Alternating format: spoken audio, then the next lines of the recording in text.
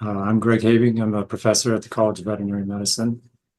Our group does a fair bit of work with dairy production systems and with biosecurity, and we thought this would be a great time to do a webinar focused on biosecurity. There's certainly a lot of uncertainty with the virus and how it's transmitted, and there's a lot of other questions. What's not changed are the basics of biosecurity. So our goal with this presentation is to give you all the tools or the resources to improve biosecurity on dairy farms for disease prevention. So one of the good things about biosecurity is it's not pathogen specific. So these measures that we'll talk about are broadly beneficial for disease prevention on dairy farms. And now with the influenza virus circulating amongst dairy farms, they've become just even more important. So our target audience is dairy producers and associated professionals. So we haven't assumed any prior knowledge about flu or biosecurity for this presentation. So that's who we're targeting. And we're also going to be recording this seminar and putting that out on the YouTube for broader availability. For the folks that have registered, I will email a copy of the slides. So if you see content that you want access to after the presentation, then you'll definitely have a copy of the slides. And then as we go along, feel free to put questions in the Q&A box rather than the chat. And so then the panelists can kind of answer the questions as we go or incorporate those questions into their presentation. So our strategy for biosecurity is to first talk about influenza. So the characteristics of influenza and how it's spread really influences how we structured our biosecurity, our influences, our control strategies. So I'll give you just a really brief introduction to the flu virus and its epidemiology and important characteristics. Second, Alex Fonseca Martinez will talk about the basic definitions, concepts, and value of biosecurity for dairy farms. And then third, Dr. Gordon will talk about practical implementation of biosecurity on dairy farms. And then lastly, Dr. Arruda will talk about building a more comprehensive biosecurity plan and coming up with a strategy for that. Also, we're pleased to have Dr. Summers on the call. So he's the Chief of Division of Animal Health for the Ohio Department of Agriculture. So Dr. Summers, I'm particularly glad you're here so I can just refer all the sticky regulatory questions to you. So he'll, at the very end, he'll give us a bit of an update on the regulatory issues. And then lastly, Justin Kiefer, he's a clinical veterinarian for OSU as well. He's on the call and he can help us answer some of the questions since he's been very plugged into this outbreak in Ohio. Just to take the elephant out of the room to address that. So yesterday, the USDA APHIS submitted or dropped a federal order requiring testing for influenza prior to interstate movement for all dairy cattle. There's a lot of questions surrounding this order, which we're trying to answer, but I didn't want to ignore this, and certainly we're going to address this at the end. The intention and the focus for this webinar was to talk specifically about biosecurity, but like I said, I didn't want to completely ignore this and reassure everybody that, yeah, we're going to address questions about this at the very end of the presentation. All right, so for influenza, why do we care? So number one, it has caused pandemics in people. Fortunately, they don't happen very often, but influenza is constantly mutating and reassorting, and it's very unpredictable. That's the only predictable thing about flu virus is that it is unpredictable. So as it reassorts and mutates, it often has different characteristics. And we care because monitoring and surveillance for the virus and the characteristics of the virus is important to identify the next pandemic. If you guys remember, in 2009, there was the H1N1 pandemic. It was a swine origin virus, and that spread pretty rapidly around the world. Fortunately, it was relatively mild disease. That virus never left us. It's the descendants of that virus are still causing seasonal outbreaks of flu in people. So it's people ask, where did that one go? Well, the answer is that it didn't go anywhere. It's still here. We also care about flu because it causes very severe impacts on poultry farms, as you probably already know. So it's almost inevitably fatal in poultry, even though it causes mild impacts in dairy cattle. It has a big impact on our poultry friends. So this is the data that I downloaded on April 17th. And I think this is not changed too much, but there were 12 confirmed flocks that are high path avian influenza positive in the last 30 days that impacted a bit over 8 million birds. So we care a lot about the spread in dairy cattle because it appears that it might be spreading to the poultry flocks as well. And then lastly, and more selfishly, we care because the impacts on dairy farms are still important, right? It's causing economic impacts and drops in milk production and sick cows. And these are not really yet well quantified. We hear a lot about mild and moderate illnesses, but in some farms, that might not be the case. It might be more severe and have very important economic and welfare impacts on the dairy cow. So influenza, like I said, it's very unpredictable. For all the species shown here, cats, dogs, horses, chickens, pigs, there's different flavors of the virus that are circulating out there. So there's different subtypes that are out there. We've had the privilege of influenza not being a major issue in dairy cattle for quite a long time. But unfortunately, that's no longer the case. And also, as I'd mentioned, as it mutates and reassorts, it requires different capabilities, and now it's acquired the capability to infect dairy cattle. So folks have asked, is this unusual? And yes, it is for dairy cattle, but it's not that unusual for it to jump to a different species. So for instance, there was a really broad outbreak of the flu virus across elephant seals that caused a lot of elephant seal deaths, and that was one of the first times it was recognized in seals. So moving into a different species isn't entirely surprising for the flu virus, although it is surprising for dairy cattle just because it hasn't happened up until now, or at least to not to this extent. Some basic terminology that I get out of the way. So there's 4 basic types of influenza: influenza A, B, C, and D. So the one that we're discussing today is influenza A. So this typing system is important to distinguish different strains with different species preferences and different epidemiology. So the differentiation of strains is important to understand the virus, and it starts more broadly with typing it out. So influenza D has been recovered from dairy cattle, but this is the first time that there's been a widespread outbreak of influenza A in dairy cattle. And so getting more specifically, we can differentiate within types of influenza by identifying the subtype. And this is identified by characterizing the proteins on the surface of the virus. And so you'll see the term H5N1, so the hemagglutinin, and then the neuraminidase, that's the H and the N is what they stand for. And so the numbers just designate a different type of protein. And so this particular strain that we're worried about is H5N1, and there's lots of different other subtypes that affect different species. And then there's a lot of diversity within subtypes, so it's still important to differentiate within those subtypes, and we can do that through genome sequencing. And so you'll see the terms clades and subclades to denote specific strains within that subtype. And so the strain that we're worried about right now is clade 2.3.4.4b. Just rolls right off the tongue, makes it nice and easy. Some more terminology. So highly pathogenic avian influenza, that's been discussed a lot. So this refers to the potential of the virus to kill chickens. Right, so the highly pathogenicity, its ability to cause disease.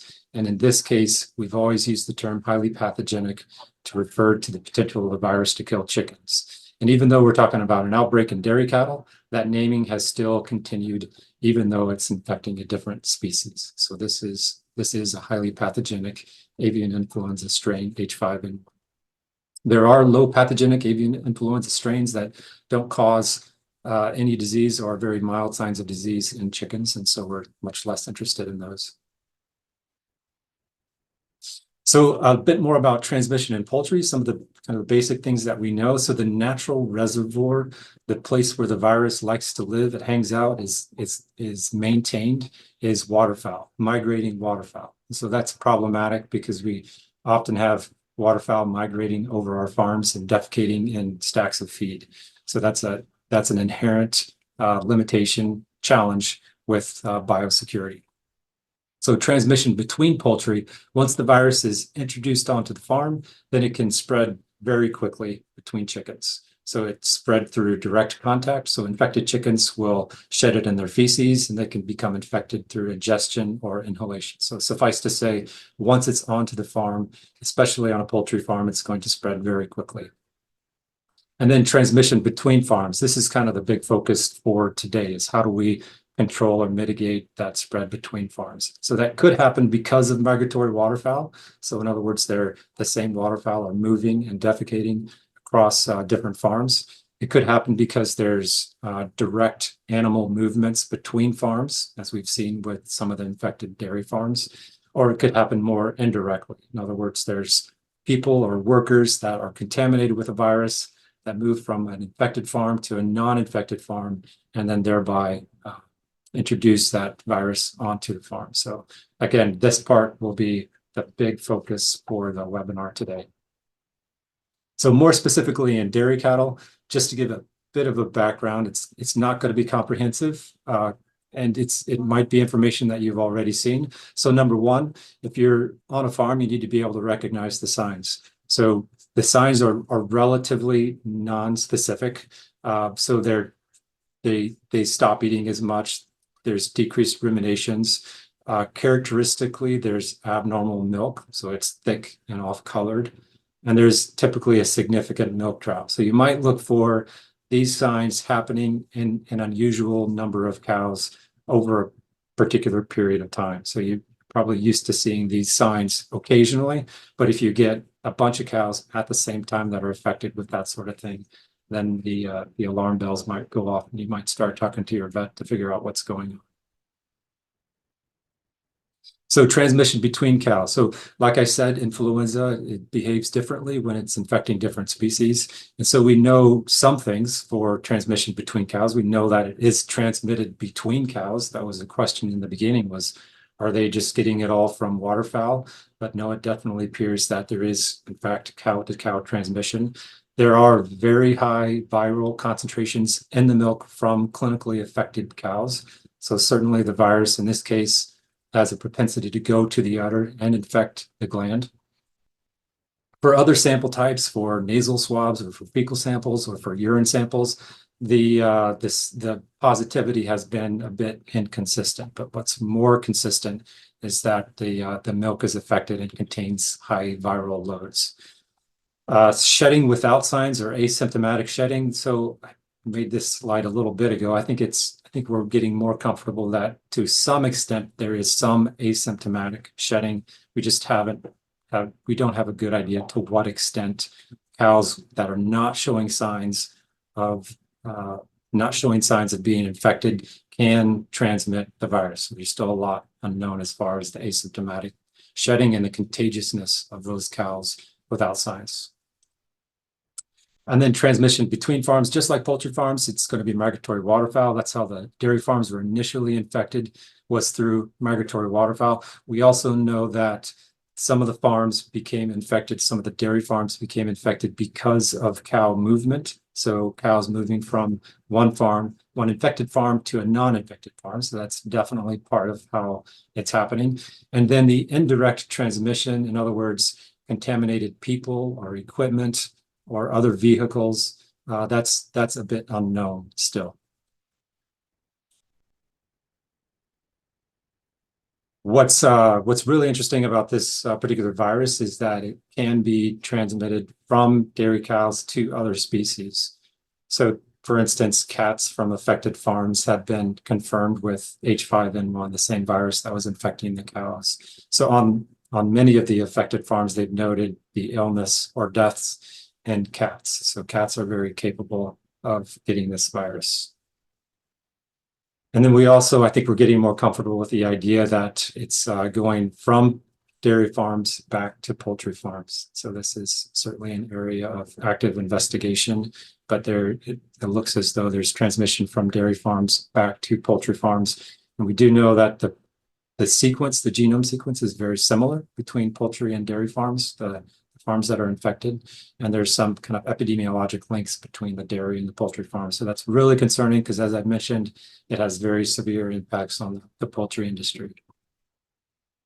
And then speaking of transmission to other species, so we've documented transmission from cows to people.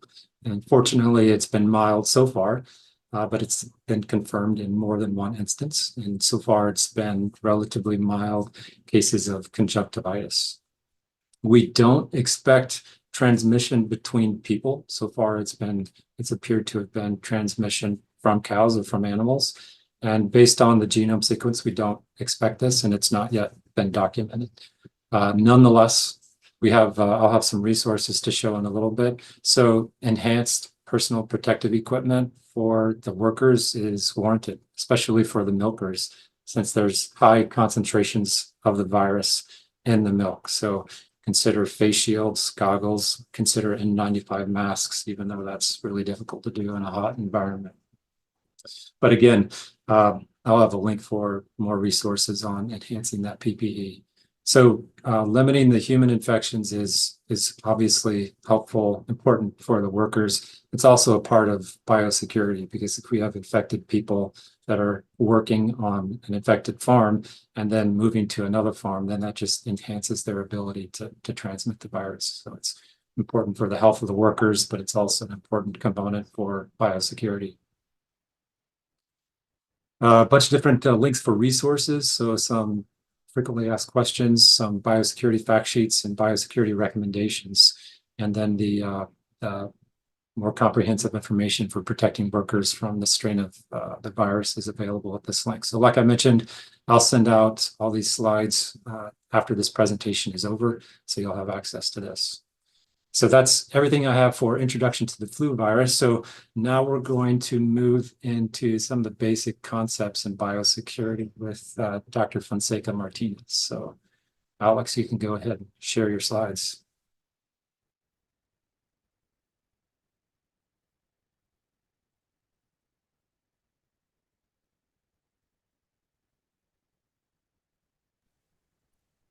Okay. Hello, everyone. You can see the first slide, right? Perfect. Looks good.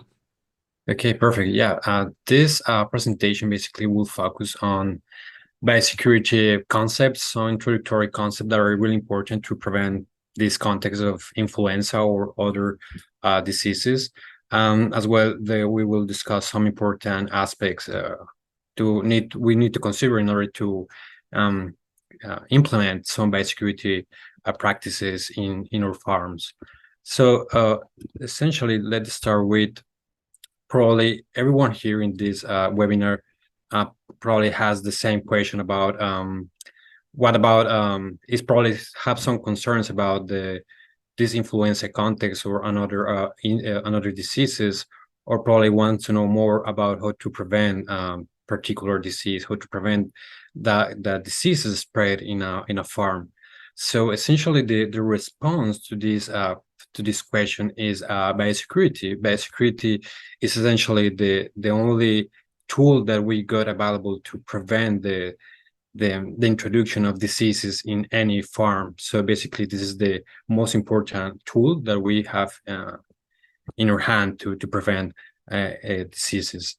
So I would like to highlight this comment here, because it's important to mention that in the literature, many research comment that in the dairy industry, the implementation of of biosecurity measures sometimes is limited. But at the same time, probably we think that this outbreak, this situation can be an opportunity to improve biosecurity in the farms. So that is an important thing to highlight about biosecurity. So, but what is biosecurity? So biosecurity have a lot of definitions. You can find multiple definitions, but essentially, I brought this super simple definition about biosecurity, which is the set of practices designed to first protect cattle and as well the humans from disease exposure, and the management practice designed to reduce the financial losses following an infection. So essentially, biosecurity is supported by 5 main pillars, like this one that appear here in this graph: infrastructure, technology, communication methods, hygiene practices, techniques. So essentially, for example, I bring some examples of infrastructure. So for example, a dedicated space to animals that are sick to separate them from healthy animals. That is a infrastructure measure that is part of the biosecurity practices. Another example for techniques, and I would like to highlight here the issue with the wildlife management, especially in this context of influenza, is another important pillar of biosecurity. Another example of techniques. Vaccination programs is another good example of techniques that can be implemented to improve biosecurity. Another good example of hygiene practices could be the restrict access for visitors to the farm. So this kind of measure obviously will prevent the introduction from disease from another, let's say, infected farms. This one is really important, the communication methods. This talks about the idea to communicate to visitors to the farms that biosecurity measures are implemented in the farm. So clear signage indicating that biosecurity protocols and measures are taking place is an important component of the biosecurity communication. Finally, technologies, we got multiple examples, but I just bring the surveillance cameras as an example to monitor the daily activities in the farms. So there are a lot of, let's say, concepts that bring with the idea of the biosecurity, but essentially biosecurity has these 3 components, like bioexclusion, biomanagement, biocontainment. So essentially, for example, bioexclusion talk about the idea of preventing the entry of the disease into the herd, into the farm. Biomanagement discuss the idea to prevent the spreading within the herd, within the farm. Finally, biocontainment talk about the idea to prevent that the disease, let's say, escape to the farm, to the affected farm, move to the next farm, to the neighbor farm. So these 3 concepts are relevant and are part of the idea of any biosecurity protocol. So this slide is super important because discuss a pretty basic idea that basically every people involved in health know about the epidemiological triad. So basically, any biosecurity measure, the idea is to break the transmission of the disease. So biosecurity focus in these 3 aspects of try to break any of these 3 particular points in order to prevent the transmission of the disease. So for this context, for example, we got one component of the epidemiological triad is the agent. In this scenario is a virus, but it could be a bacteria, could be a parasite, could be any potential pathogen that can affect the animals. The host, we got, for example, the cattle will be the host, people as well. So any measure adopted to reduce the susceptibility of the host, like vaccines or things aspect like that, are relevant to break the transmission of the disease. From the environmental point of view, we got aspects like here, I believe we have discussed previously about the concern with the wildlife, particularly with birds. So any measurement taken to reduce this contact is essential as part of any particular biosecurity measure. So as a general message, basically, the idea is to work over these 3 points in order to break the transmission of the disease. So as general comment, we got there different ways in which a disease can be transmitted from a sick animal to a healthy animal. So we got different ways. So for example, direct contact, that is the most common way to transmit the transmission of disease. Basically, that implied that sick animal has contact with a healthy animal. So the essential measure taking this scenario will be the separation. That is the only way to prevent the disease. We got objects that can carry the disease. In this example, here, some boots. Probably boots can transmit bacteria, virus, if we don't have any particular measurements taken in the farm to prevent, clean and disinfect these boots. So here the essential measure is cleanliness. Vector, here even the graph show you a tick. For example, rodents, bears are considered vectors because they carry the agent to one farm to the next one. So essentially, the way to prevent this vector is through vector management. There are additional ways to transmit the disease through aerosol, to oral ways. For example, the oral way is super common in calves, because, for example, to the administration of raw milk is a risk factor to the introduction of the disease.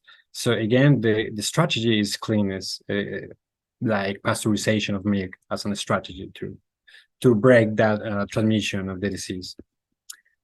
So that the previous one was about how the disease is transmitted between animals, but here how the disease is transmitted between farms. So essentially between farms, we got four main ways in which the virus, the bacteria, the parasite can be transmitted.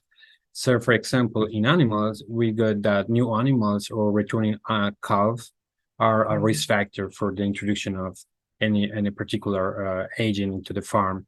So, as well, this point of wildlife is another point of concern, that another risk factor that is a potential way to introduce the disease into a farm. Vehicles and equipment, again, if potentially a truck is visiting a farm daily basis and share that vehicle with another farms or another equipments, that is a potential risk, because, for example, the tires are not disinfected properly, that can transmit a virus between an infected farm and move the virus to a healthy farm. So that is another relevant point to have into consideration. Animal products, people, for example, we already discussed the idea of milk, but for example, it's important to consider semen, embryos that come from healthy farms. So that is an important measure that we need to consider in order to prevent the entrance of the pathogen into the farm. People, essentially, the footwear, the clothing that people, workers, or veterinarians or visitors use can carry the pathogen, let's say the virus. So that is another important point to consider in order to break the transmission of the disease. So probably in the next presentation, we will discuss in further detail these aspects, but in general terms, biosecurity can be constructed using these 7 building blocks. These 7, including this line, the line of separation. Probably in the next slide, we will discuss in more detail those concepts. But essentially, these building blocks are the measurements that when we take this together, are essential in order to prevent the introduction of the disease. So we got, for example, cleaning and disinfection as a key aspect of any biosecurity protocol, personal vehicle movements, animal products. So essentially, these are the basic things that any biosecurity plan should have into account. So one important aspect is to consider why biosecurity is needed, why it's important to have into account biosecurity. So the first one, and probably the most natural one, is ensure that the overall healthy and productivity of the dairy herd is kept. So that is one of the most important aspects. This one I consider, Dr. Habing mentioned before, is really important about for example, for many diseases, we don't have vaccines or treatment available. So in that scenarios, the only option that we got is biosecurity, like in this context of influenza. There is no vaccine available at this point, so the only tool available is biosecurity to prevent or restrict this disease. Biosecurity is a good measurement in order to prevent not just one single disease, for prevent multiple diseases. So for that reason, it's important, is because it's just not focusing one. It's in a wide concept that help to reduce the burden of disease on multiple diseases. Offer a cost-effective strategy for ensuring consistent returns for your production unit. Additionally, this is important as well in this context of influenza, contribute to public health, because some diseases have the potential to be transmitted to humans. So again, this biosecurity ensure that we protect the community, the communities in general of to be infected with any of these potential pathogens. This one is really important because biosecurity helps to reduce the use of antibiotics. In this context of overuse of antibiotics that we are currently going in the world, so it's important to have biosecurity as an important tool to help reduce the amount of use of antibiotics. Finally, this guarantee that milk products meet strict quality standards, boosting consumer confidence and marketability of dairy products. So I just bring a couple of important points to consider in terms of why to consider biosecurity in a farm. So finally, this slide just to show you some critical point that in the literature is super discussed about the challenges of implementing biosecurity measures. So I think that a good way is to think about biosecurity like insurance, because your investment pay off when disease outbreak occurs. So I think definitely this is a good way to think about biosecurity in order to implement these measurements, to have an additional motivation to implement these measurements. Basically, we already know that the major challenge remains in the constant and daily application of these measurements. So it's important that highlight that these measurements should be for in daily basis for the whole time in which we got the farm. So there is no time to stop these measurements. So that is an important thing to mention. So I just bring this interesting paper that discussed the implementation of biosecurity measures in some farms in Canada. So it's interesting that, for example, they use some hiding cameras to see the implementation of two basic biosecurity measurements like boot and hand washing compliance. So in this study, they realized that there was a low rate of compliance, like 53% and 36% of compliance with these simple measurements. So this opened the question: what is the impact? What is the impact of not having to consideration these simple aspects of biosecurity? So just to highlight those important aspects. Yeah, thank you so much for your attention, and I'm happy to take your question at the end of this presentation.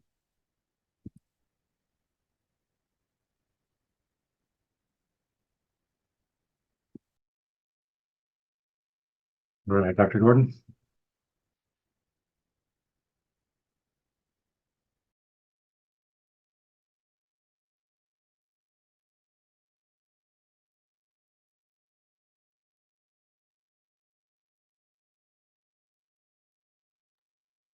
Okay, there we go. You see my slides okay? All right.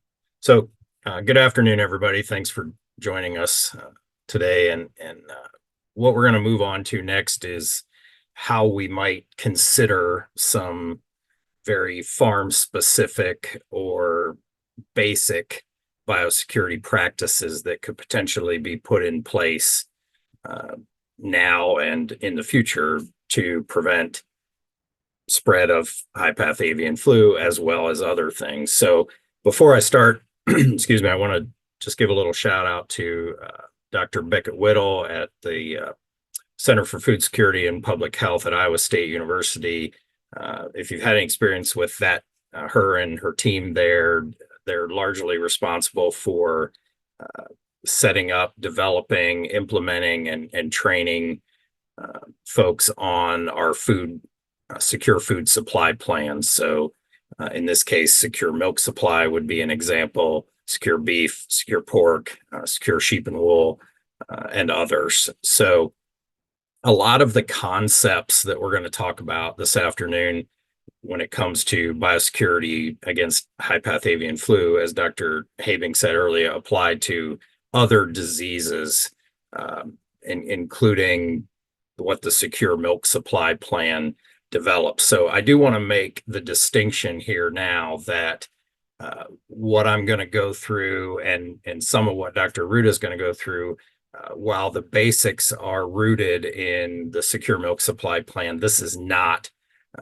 the secure milk supply plan. The concepts are the same, but the secure milk supply plans are developed and set up to protect against foot and mouth disease virus infection, and which is a very, very contagious, very highly spreadable disease. And we think high-path flu is too, but probably on different level. And so to actually set up a secure milk supply plan for your operation involves enhanced levels of biosecurity. So much of the concepts we're going to talk about today are the same, but we're going to focus on sort of the simple things that we might be able to put in place, and it could develop on your farm and your operation into the level of enhanced biosecurity, but these are some basics, if you will. I also want to give a shout out to American Association of Bovine Practitioners and the National Milk Producers Federation. They've done a great job of providing resources for biosecurity on dairy farms, and some of what I'm going to discuss today comes from some of that good work that they've done. One of the things I love about working with dairy producers is their creativity and ingenuity. So if you got a flat tire on the skiddy, you don't go get a jack, you just get the other skiddy and lift that up. So that's a credit to our dairy producers and dairy workers and dairy veterinarians, is that we're creative, resourceful people, and we'll get through this, and we'll get through this together, helping each other and lifting each other up there. So and that brings me to the next slide. And so whenever we're having a potential spread of a contagious organism throughout our operations, we want to keep in mind that you as producers are the first line defense against trying to keep your herd free, from preventing that exposure, from containing it within your farm if you do have exposure, and then trying to limit the spread. As Alex said, when things leave the farm, hopefully none of you have to deal with that in this situation. But in case you do, that we rely heavily on you as producers for that. Our regulatory officials, who are quite busy right now dealing with all this and have really hard jobs, are responsible for trying to help us as an industry prevent this spread and figure out when can we move things, when can we not move things. And as Dr. Habing mentioned earlier, yes, we have a USDA order coming next week that's going to restrict some spread. I'm sure Dr. Summers will address that, restrict movement of cattle, at least lactating cattle. That's what we think, at least at this point, and more information will be coming soon, and he'll probably address that a little bit at the end too. So farm biosecurity, includes a lot of different things, and this is related to the pillars that Alex just mentioned, but we want to really watch and control and restrict access to what vehicles enter our farms, okay, and record those in some way. We're going to talk a little bit about washing, or at least disinfecting, spraying wheels, things like that, for vehicles and other equipment that have to come onto the farm or that have to leave the farm. We need to consider PPE, protective wear for visitors, necessary visitors when they're on the farm, and provide some protective wear, as Dr. Habing mentioned earlier, for those employees working on the farm. All of the farm employees are responsible for helping and assisting with a biosecurity plan. that you implement on your farm. And it requires a little bit of training. It requires setting up some standard operating procedures. And then finally, which is really, really difficult, we'll talk about a little bit, our wildlife and pest control measurements. So 3 basic areas for you to consider on your operation. Think about what comes in and what has to go out. And then think about, what do I actually need to run my operation? And so we might think about non-essential visitors, just doing away with that for a brief period of time. What cattle have to come in, what cattle have to leave. And again, how can we work with wildlife and pest management? I'm going to go into more detail on each of these. There was a question that went through the Q&A a little bit about unpasteurized milk to calves. We're going to talk about that more. So we did see that, and we'll address that. Isolate new or returning animals if you have heifers raised at another facility, if you can manage it, to isolate or set up a quarantine area when those animals come back. We'll go into more detail on that. Obviously, sick animals that fit the criteria for this particular disease, we can find a spot for them. It might start in the hospital. It might grow from there depending on what happens. Sanitizing milk and other healthcare, feeding, stomach tubes, buckets, things like that. And then, as I mentioned before, we need to provide PPE for our workers. Try to restrict contact for your workers with other farms. Hopefully they don't have to leave and go to another farm. Certainly poultry farms we want to consider with this as well, and avoid drinking raw milk. At this point, we have confidence in our food safety program. We have confidence in pasteurization. But for those consuming raw milk, we might want to reconsider during this time period. So what needs to come on and off? Right? Obviously, your nutritionist might need to come on and off, your veterinarian. Do you have an AI technician? Especially if you have an outside AI technician, they've probably been on other operations. They're probably going to be on other operations when they leave yours. So clean coveralls, clean boots. We'll talk more about that too, but I would provide on-farm dedicated footwear for those. Call truck needs to come on. We need to consider that. Feed deliveries. There's some things that we can't avoid. There's options that we have. Potentially, we have an on-farm truck and trailer that we can load our call cattle to and drive it out to the end of the driveway or to an unloading area at some point. I think Dr. Arruda is going to talk a little bit about developing a line of separation around your operation. Can we deliver things to the line of separation and auger feed across so that we can move feed around with on-farm vehicles to deliver to bins, so that those vehicles don't have to come in the driveway and come up to the barn and drive around our operation? Those are all things to think about. So can we set our trash removal out closer to the road or to the side road or somewhere so those don't have to come on? Can we have our other deliveries, product deliveries, can we have those delivered to the house, up the road or down the street?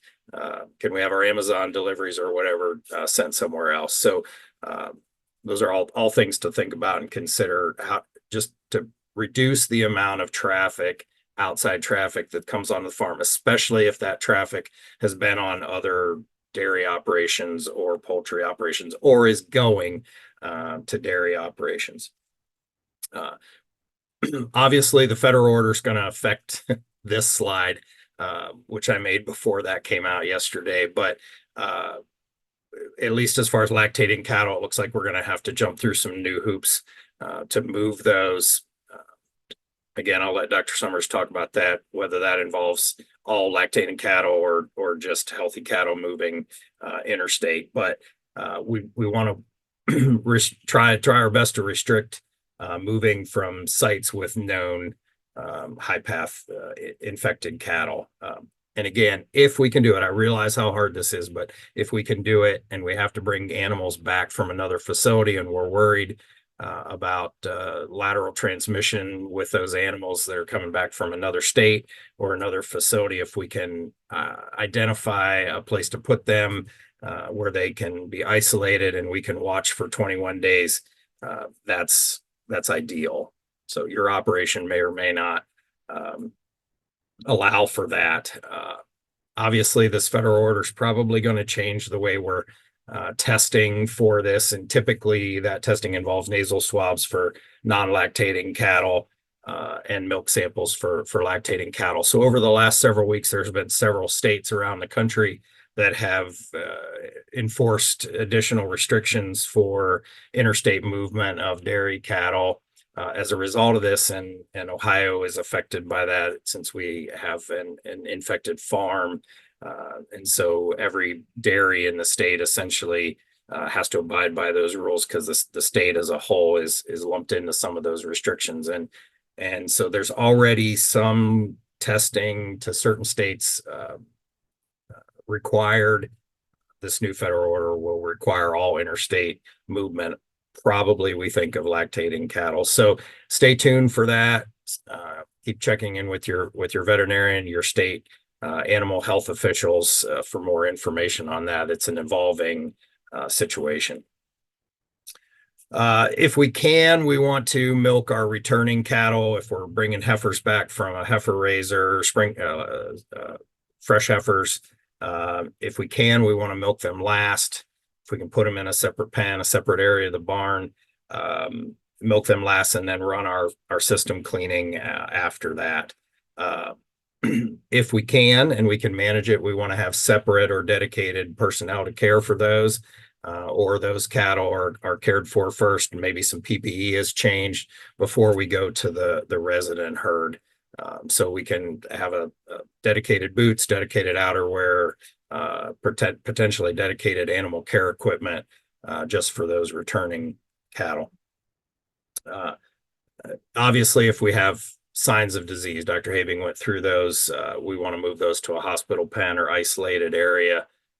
If we can figure out a way to do it, we want to avoid fence line contact, fence line feeders, sharing water spaces, right? We're pretty sure that these cattle are able to spread this through oral nasal secretions. And so there's probably a lot of transmission happening on farms that are infected at the water tanks. The jury's still out, I think, a little bit on, whether this is spread in the parlor at milking time. We know that we can find a high viral load in the milk. How much of that lateral transmission is happening, I think, is yet to be determined. So for those who have to care for sick cows, it's great if you can have a crew or a person or two that's dedicated to working with sick cows only and not necessarily non-clinical animals. And then if we can, we want to have them change their PPE, clean, wash hands really well, if not showering, have separate equipment. I already mentioned that for working with or treating positive animals if you were to develop this. And again, dedicated outerwear and footwear for that. Wildlife and pest management, as Dr. Habing mentioned, we know that wild waterfowl contribute to the spread of high-path avian flu. It's difficult, right? I get it. I understand there's no system that is perfect, but anything we can do to eliminate wildlife and waterfowl and that contact that it has directly with our cattle just helps us reduce the overall load that these cattle see, and maybe could be the difference between spreading it or not. So we do want to watch for suspicious deaths, more bird deaths on your farm than normal, cats being ill or dead cats even, and make sure you report those at least to your veterinarian so they can run that up the chain of command. USDA Wildlife Services offers some assistance. So there's some resources there listed for you on some things that you can do in terms of bird and wildlife control. I know a lot of you deal with that already in the wintertime with the starlings and anything else. So nettings and screens on curtain-sided buildings, scare devices. I know the birds all get used to them eventually. You have to change the call or change the location or all that, but decoy predators, anything that we can do where there's high traffic areas. If you have surface water, that a pond, a lowland, something like that, if we can fence that off or restrict access to that for drinking water source for our cattle, that would be advisable. Fence that off or reduce that. If we have to use that for drinking water, do we have any other options for that? Can we chlorinate it? But we want to really try to watch our surface water. On the farm, we want to watch our equipment driving between areas where there could be a lot of bird feces, especially if there's a lot of geese or wild waterfowl there, and try not to drive equipment through that area. Can we go around? Can we set up some fencing to reduce the flow or gates? We can use disinfectants to clean and disinfect trucks, tires, equipment, things like that. Depending on the time of year, that could be difficult. And how much organic debris is already on the equipment will determine on how well we can do that. But we want to watch that. Now, if you have a dairy farm and you have poultry, the recommendation is let's not try to share equipment across one side of the farm and the other. Let's limit our vehicle transmission back and forth that could spread the virus that's in feces from one area to the barn the other. Can we set up a dedicated entrance for that other part of our operation? Hopefully we have dedicated workers just in one area with poultry and then dairy. For the dairies, we want to clean our animal waters as often as possible. We're recommending daily in this situation. On-farm dedicated footwear and outerwear for animal caretakers, so they don't bring anything to work with them. They come to work hopefully cleaned, showered, washed with clean clothes, but then we provide on-farm coveralls, on-farm footwear that only stays on the farm and they only use when they're there, so that we don't contaminate the inside of their vehicle with anything. And if they happen to be on other farming operations, hopefully they're not bringing that in to contaminate. For milk haulers, nutritionists, AI technicians, providing disposable footwear and outerwear for those necessary visitors, the ones we can't restrict, that they can use when if they have to get out of their vehicle, provide them with on-farm plastic booties, on-farm outerwear that can be discarded once they start to enter their vehicle. Here you see the milk truck driver putting this stuff on before their feet hit the ground and then taking that off before they get in their truck to leave. And then we can discard that on the farm. Somebody asked about pasteurization for milk, both for human consumption as well as for calves. So far, we're not seeing a tremendous amount of reports or hearing a tremendous amount of reports of this clinical disease being spread to our young stock. That sounds like there are some initial tests that might be showing that we can find a positive here and there. Still a lot to learn, still a lot pending, but we want to be careful with feeding raw milk and raw colostrum because we know there's such a heavy viral load. So pasteurized or heat treated colostrum and milk, or go to milk replacers or bag colostrum. And then sanitize milking equipment thoroughly after milking, especially if we have suspect animals or animals that have returned from another facility. And we always want to follow good NMC milking guidelines. So as far as cleaning and disinfecting, we can use some wheel spray, some tire spray on vehicles coming in, leaving the farm, set up a C&D station, something at the end of the driveway or whatever, or near another building, near your shop, something like that you could. There are a lot of different EPA approved disinfectants against high path avian influenza, and there's a link there that you could go to find those. There's a lot of them. I listed a few here. Virkon, even bleach, Excel are some common ones that you probably have heard of. These are good disinfectants that will kill this virus.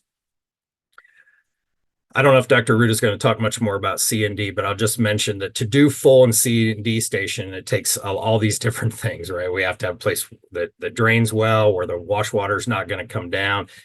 Certainly in cases of the secure milk supply or foot and mouth disease outbreak, we would have to C&D, do complete cleaning and disinfecting on vehicles that enter the farm. At this level, it's great if we can start to do some of this for things that have to come on the farm, but even implementing just a wheel wash with some disinfectant to those wheels or undercarriage parts that are going to contact the ground would be a good first initial step. So you can use a garden sprayer, pump sprayer, something like that with an approved disinfectant to start to at least protect yourself as much as possible. Again, anything we can keep off the farm right now, especially those vehicles that have to travel from farm to farm, helps reduce the environmental contamination. Animal caretakers, we talked about that just a little bit. Right now, we think that the risk for disease for those workers is relatively low, but we do want to be responsible and provide face shields, masks, protective outerwear, gloves, eye protection, especially for those folks that work in the parlor. And then it's already been mentioned, but practice good hygiene. So those who work with cattle should avoid eating, drinking around the cattle, chewing gum, especially in those cattle working areas. Take off their outerwear, boots and stuff if you go into an eating area. Wash your hands really well. Don't touch your eyes. We know that we've found positive workers with some signs of illness, but we want to be careful with them contaminating other farms, especially after that. So a lot of resources. Dr. Arruda probably mentioned some of these. So I'll send you to the Secure Milk Supply website. There's a lot of good signage there. There's a lot of good activities. Again, the Secure Milk Supply is enhanced biosecurity. The measures that I've outlined for you today are certainly part of that. But Secure Milk Supply takes it to a whole other level. But there's a lot of good signage there in both English and Spanish that you can print out to start to use on your farms. Things like this that you can hang up, and there's posters about different visitors and how we want to control those, as well as on-farm vehicles. So yeah, there's a question about the turnaround on test. I'll let Dr. Summers address that later in the presentation. So yeah, I think he's going to address that. Thanks, Dr. Gordon.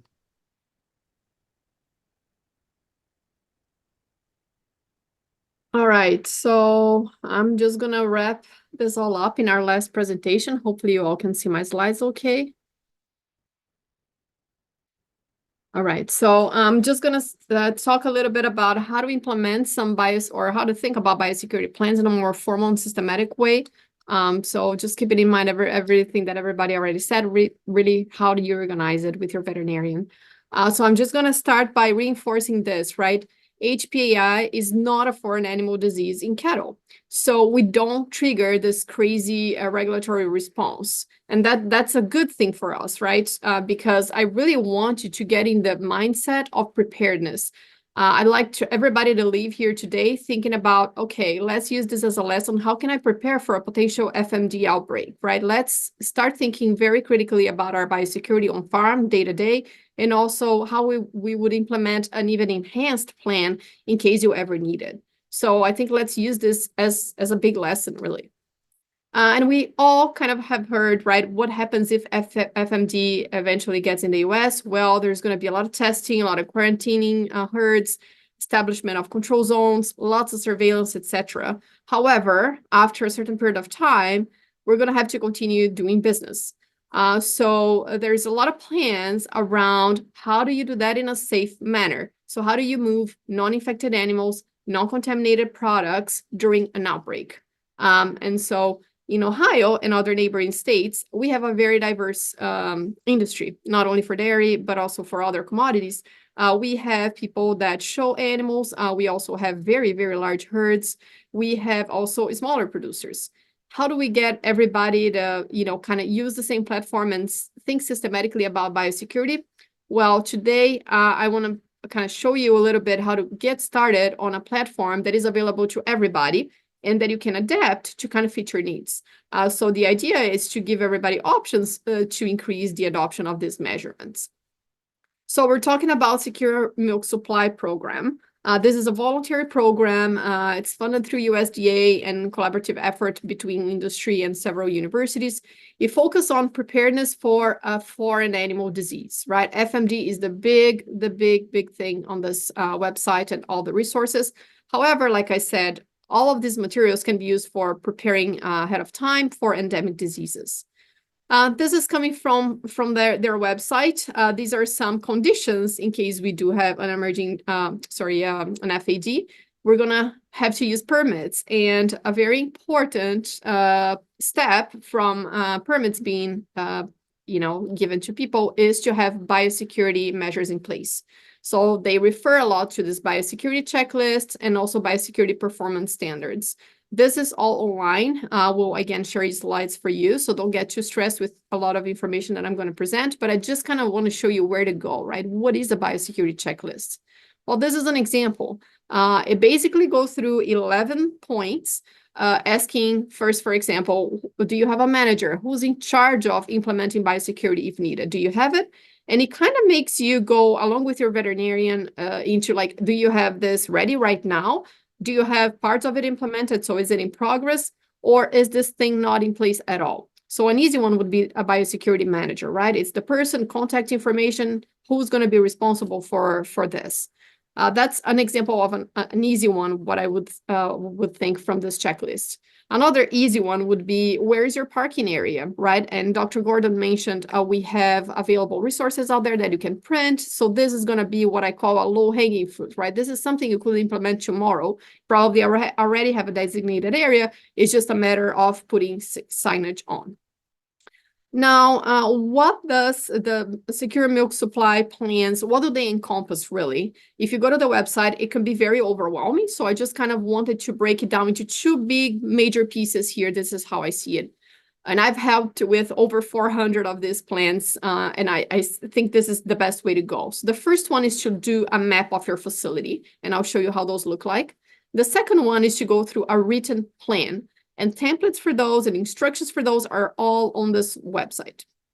This is how a plan looks like, right? You're basically going to go through your facility and identify all the different pieces. A couple very important things is, for example, where is your line of separation? We're going to define that in the next slide, but this is shown here by this red line. And then you have an access point to enter that line of separation. And this triggers biosecurity that you need to implement there. So for example, just before heading there, if vehicles are coming in, you're going to need a disinfection station there, cleaning the C&D station. You're also going to need other things for workers to do, like changing into farm dedicated boots and coveralls. So this is what we call this map, right? You're also going to identify where are the barns, which kind of animals are in there, where are the dry cows, lactating cows. You're also going to identify where the milk house is and how does that transfer of milk occur. So this is where we usually spend a lot of time working on this map. And these are some examples, right? So the line of separation is probably the most important thing of this. And if we think about potential transmission from dairy herds to poultry herds, this becomes your number one priority to work through this with your veterinarian. So a line of separation is basically this clear boundary that separates what's inside of the farm to what's outside of the farm, right? So think about a castle. You're trying to protect that castle as much as you can. And then the only way into the castle would be your bridges. Those are what we call here the LOS access points. So you want to minimize those numbers, right? You want to keep your castle as protected as you can. And then to cross into the castle, you're going to need to clean and disinfect. So this is the line of separation. And for us in the dairy world, we care a lot about milk because that's a very frequent activity. So a big piece is to think about whether your milk house is going to be inside or outside this line of separation, right? Do you need to clean and disinfect every time milk goes out of your facility or not? And if not, how can you make that as safe as possible? So here I have two maps. One of them, you have the milk house inside of the LOS. So that means that milk truck is going to have to clean and disinfect every time it comes in. And this other case here on the right, that's not what's happening. And this milk house is actually outside of the LOS. Just giving you a couple examples.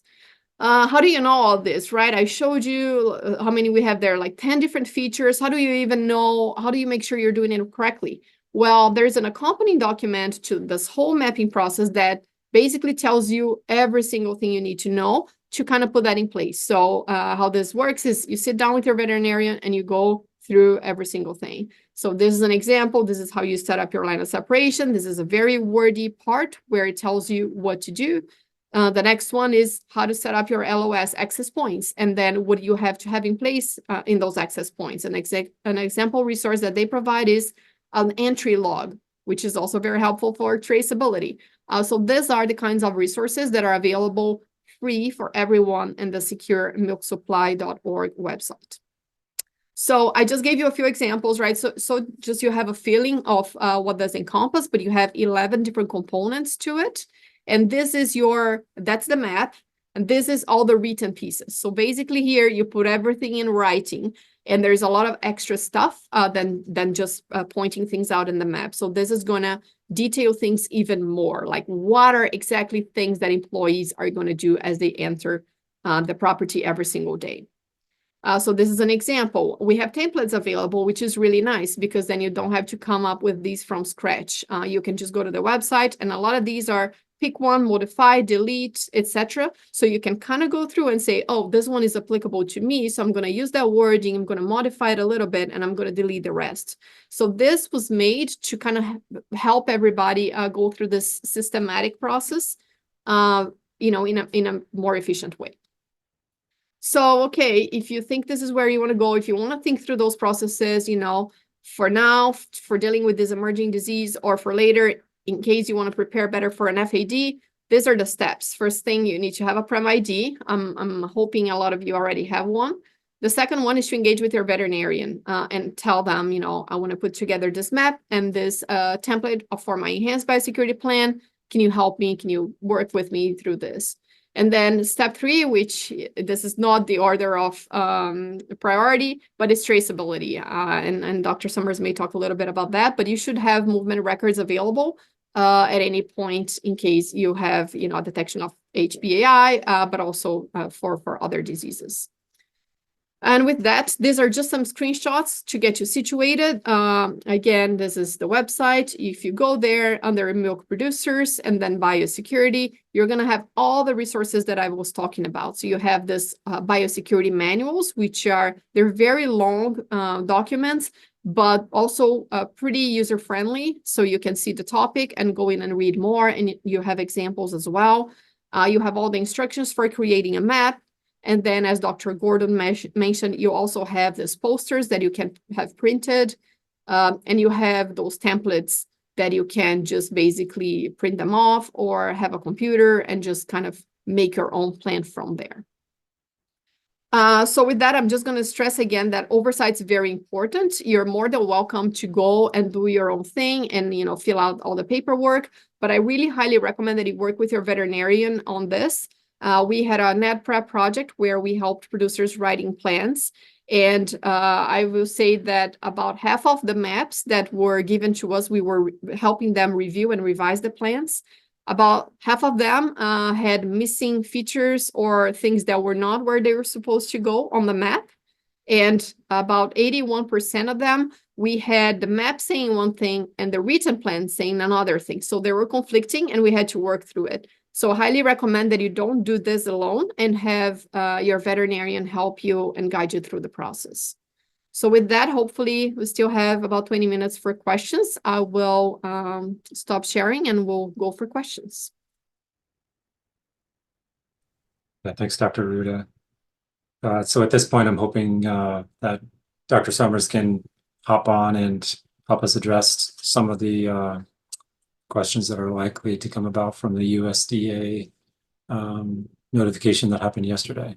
Dr. Summers. Yeah, sure. I can't get my video to turn on, Dr. Habing, but can you hear me okay? Yeah, we can hear you. There's a bit of an echo. Okay. Maybe is that okay there? Or? It's about the same. I think it's tolerable, Okay. at least from my end. So Okay. I'd just go for it. Okay. Yeah, well, yeah, where do I begin?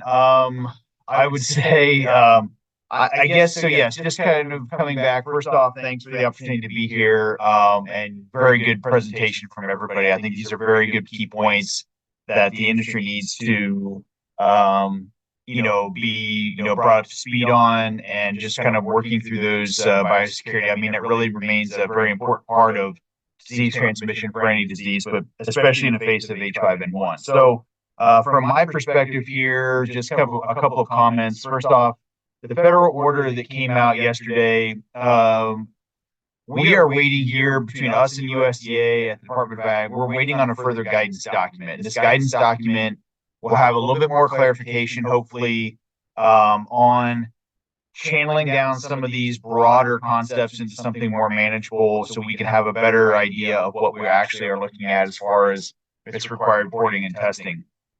Let me see if I got that. There we go. That works. Yeah, thank you. So we're waiting on this guidance document to come out. There are myself, most of the state animal health officials across the U.S., and a large group of USDA APHIS veterinary services staff are all asking ourselves the same question on behalf of the industry, in terms of how are we going to make this work?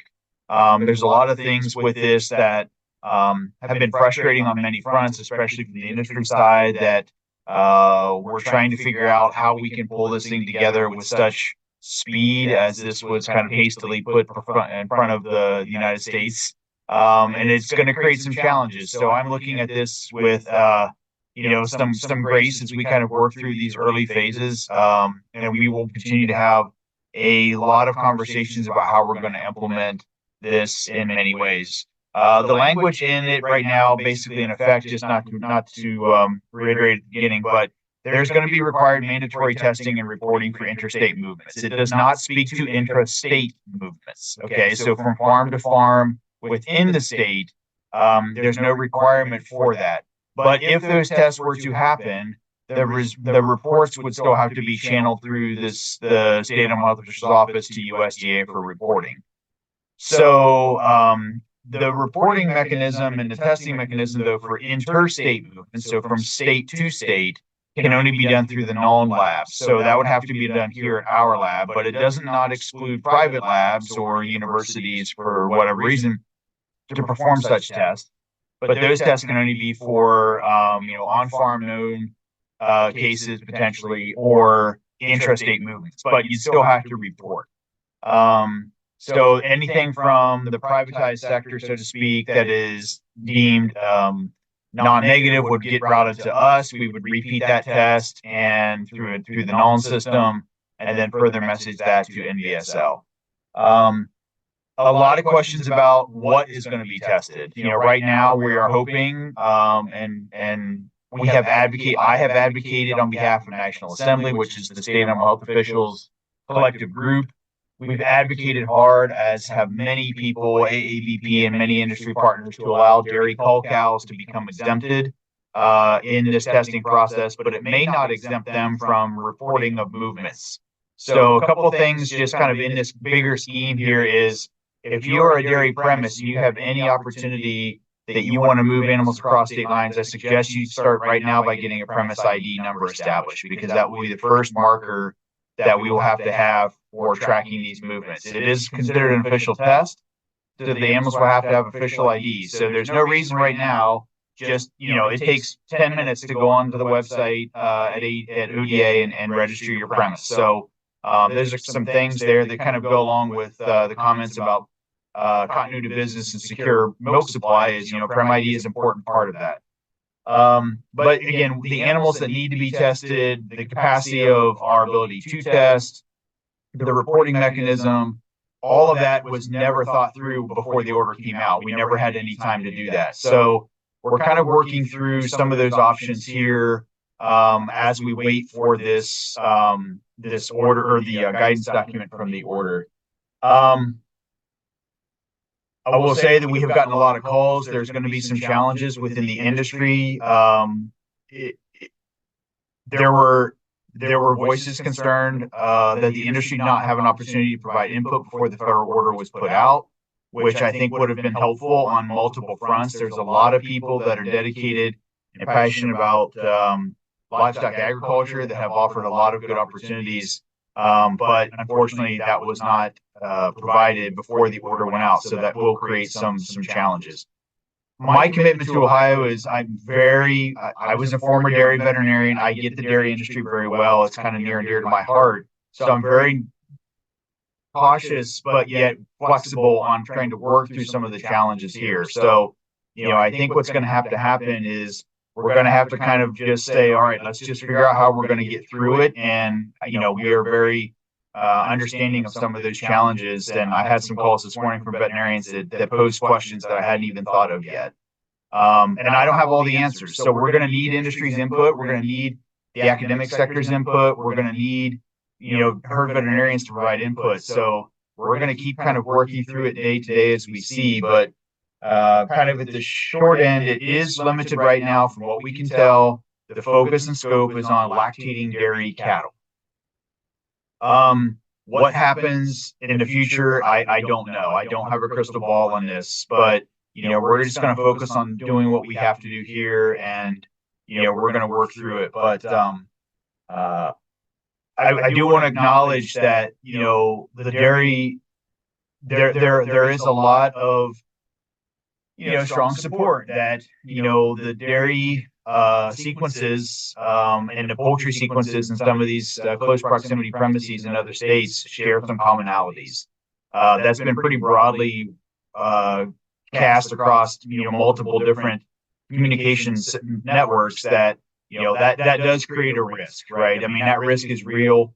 The poultry industry, the swine industry, the dairy industry, biosecurity are on different sometimes on different wavelengths, but we need to recognize that we can all achieve some biosecurity, right? Success comes in cans here. I can, you can, we can, but we got to get some biosecurity management practices in place to try to prevent that possibility. We only have one affected herd in Ohio. We have no other known positive dairies here in the state. Nothing that's been reported to me. So we're still doing really well. Our dairy industry is strong. Our poultry industry is doing a good job keeping their detections and their biosecurity strong, so they don't have protection. So I couldn't be happier with how Ohio has done. But I will say that Ohio is going to have a lot of teamwork on how to get this thing done, and I recognize that I'll probably be the one that's thought at as the driver of a lot of this stuff, and that's fine. But I'm going to need some help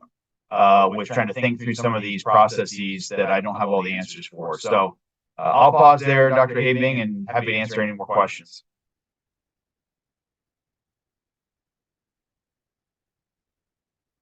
Or if there's questions in the chat.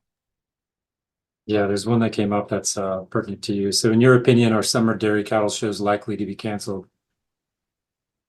Oh boy, I was hoping we'd skirt around the fair question. Actually, I have no intent right now. I have no intent of engaging in conversations about canceling or doing anything with our fairs. But I will say, part of the federal order does include interstate movements for milking cows for exhibition purposes. So those animals that would be moving across state lines for the purposes of exhibition would qualify here. That is something that, again, that's a conversation we need to work through and figure out what we're going to do. We recognize that, milk from clinically affected cows has been demonstrated to, potentially potentially contain a high viral load. But we would not obviously be bringing sick cows to an exhibition. There's a conversation that needs to be had about what that might look like on a micro level, but I have no intent right now of engaging in conversations about canceling our shows or doing anything to halt our exhibition programs this summer. But the cattle movements across state lines for the purposes of exhibition will have to be kind of worked through on what that might look like. So that will be kind of a to be determined, but we're gonna take a look at it. The way I look at the county fairs is we've done really well for the last 2 years. The poultry industry and with HPAI around us, showering on us, immersed amongst the U.S. here with migratory waterfowl. We've done really well. There's no reason we should do anything else but maintain the highest levels of intensity of biosecurity when it comes to poultry, when it comes to swine, when it comes to dairy, in order to keep those programs running. So that's really a nod and acknowledgement to the fairs and Ohio's industries.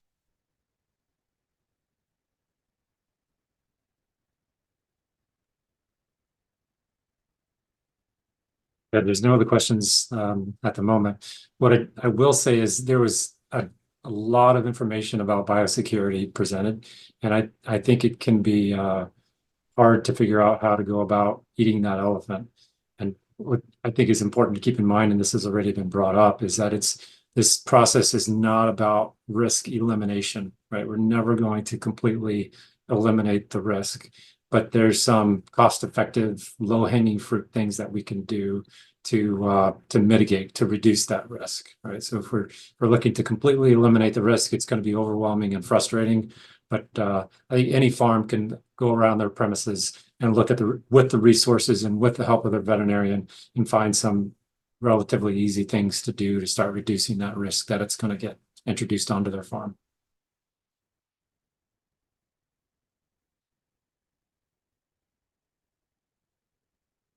So a question we can answer live: is it likely that asymptomatic cases on farms are driving the retail sample positives?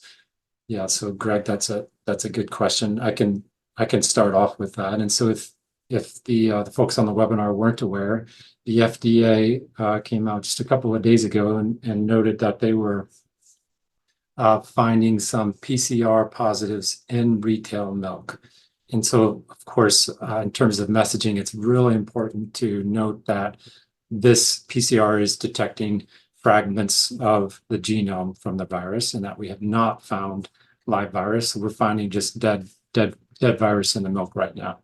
So, but I think the answer to that question is that are the cases on farms driving the retail sample positives? I think that's likely the case. So it could be that it's much more broadly spread than what we realize, and that the virus is finding its way into retail milk because there's a lot of infections on farms that aren't recognized.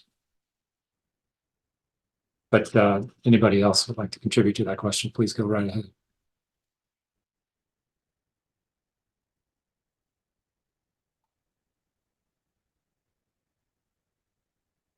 All right, we could finish up a little bit early if we need to, for sure.